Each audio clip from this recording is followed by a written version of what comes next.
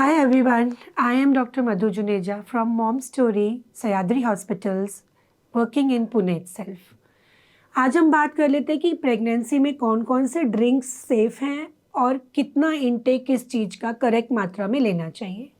Late us first come to the subject called caffeine. Usually लोग OPD में आके पूछते हैं कि डॉक्टर मैंने चाय पीना बंद कर दिया है या कॉफ़ी पी सकते हैं क्या, बहुत अर्ज हो रहा है कॉफ़ी पीने का.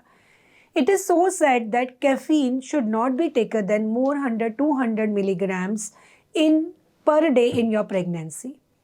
In rough amount, 3 से 4 cup of coffee is allowed, which may be in moderate amount.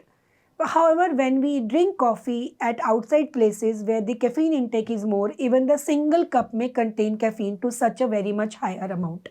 So we have to restrict the intake of caffeine, which comes from tea, which comes from coffee, which comes from cola or aerated drinks, and it can also come from some chocolates as well.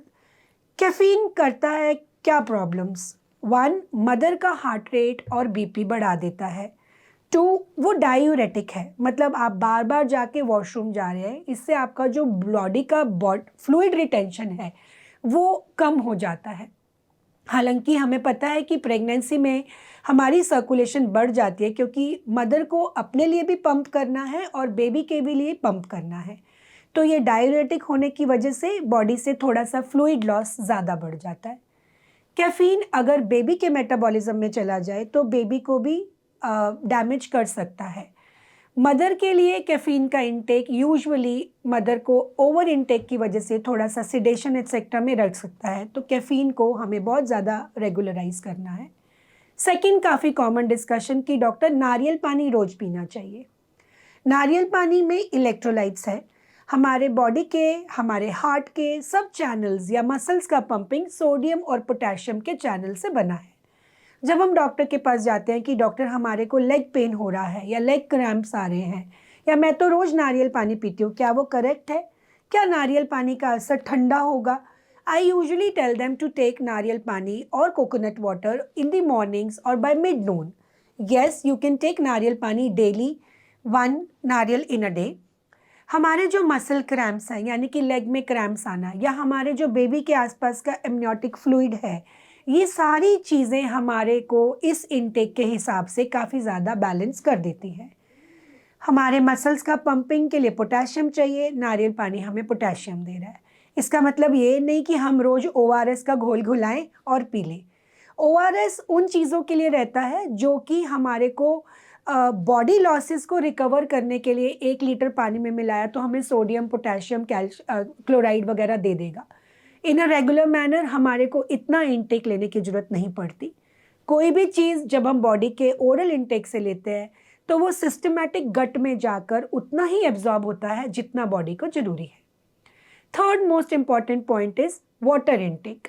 Actually pregnancy में water intake या hydration को appropriate रखना बहुत ज़्यादा अनिवार्य है. कम से कम 8 to 12 glasses of water, that means 3 liters of plain simple water intake is very much important to help systemize your body's functionality. ये ना ही आपके बॉडी फंक्शंस को अच्छा रखेगा, आपको हाइड्रेट रखेगा, फीटल ग्रोथ को भी बहुत ज़्यादा मॉनिटर करेगा, बेबी के आसपास के एमनियोटिक फ्लूइड को भी काफ़ी बैलेंस में रखेगा. तो एक सिंपल वाटर हमारी बॉडी के लिए हर लेवल पे, हर फेज़ के लिए अनिवार्य है. इसके अलावा मैं और क्या चीज़ें डॉक्टर ऐड करूं अपनी प्रेगनेंसी में? Just see to that you can add some kind of smoothies wherein you crush down vegetables and some fruits which are freshly made and you can consume them. In smoothies में आप proteins वगैरह को भी add कर सकते हैं, जैसे कि पालक, एप्पल, और थोड़ा सा प्रोटीन को ऐड करके आप अपने आप को आयरन रिच डाइट भी दे रहे हैं और आप अपने आप को प्रोटीन इंटेक से भी करेक्ट कर रहे हैं, जो कि आपके बेबी ग्रोथ के लिए बहुत इंपॉर्टेंट है. क्या चीज़ें अवॉइड करें? बेसिकली शुगर इनटेक जिन ड्रिंक्स में ज़्यादा है, जैसे एरेटेड ड्रिंक्स, कुछ पैक्ड कैंड जूसेस जिनके अंदर शुगर्स कंटेंट ओवर सरप्लस हो सकते हैं, दे में damage my pregnancy because 15% Indians की प्रोबेबिलिटी है प्रेग्नेंट होने के बाद डायबिटीज़ या जेस्टेशनल डायबिटीज़ को कैच करना. अगर आप उसको टॉप अप कर देंगे कि आप रोज़ जूस उठा के पीते रहेंगे या घर पे भी फ्रूट्स को क्रश करके जूस बनाएंगे, उसकी बजाय मैं प्रेफर करूँगी कि आप फ्रेश फ्रूट्स खाएं. So you can enjoy seasonal berries, seasonal fruits, seasonal juices and smoothies.